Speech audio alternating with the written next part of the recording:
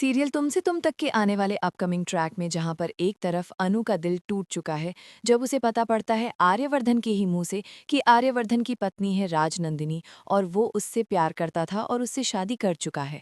इस बात को आधा अधूरा सुन के अनु ने जज कर लिया है आर्यवर्धन को कि आर्यवर्धन उसे दे रहा है धोखा और अपनी पत्नी राजनंदिनी को भी दे रहा है धोखा।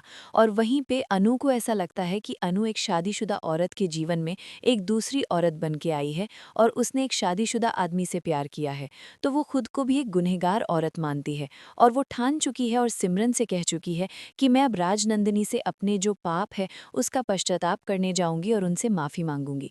लेकिन दोस्तों ऐसा पॉसिबल ही नहीं है क्योंकि राजनंदिनी तो मर चुकी है और उसने ही अनु के रूप में पुनर्जन्म लिया है।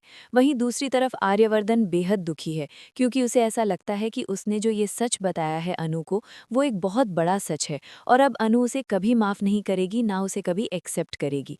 लेकिन दोस्तों नियति ने कुछ और ही चाहा है, जहाँ पे अब सिद्धि माता की एक बार फिर से एंट्री होती है और सिद्धि माता अनु के सामने आती हैं।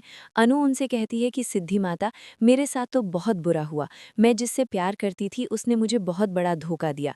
लेकिन सिद्धि माता कहती हैं कि जिसको तू धोखा समझ रही है वो कोई धोखा नहीं है, वो तो केवल एक तेरी जीवन की नई शुरुआत है और जो तू सोच रही है वो असलियत नहीं है और जो असलियत है वो तूने अभी देखी नहीं है।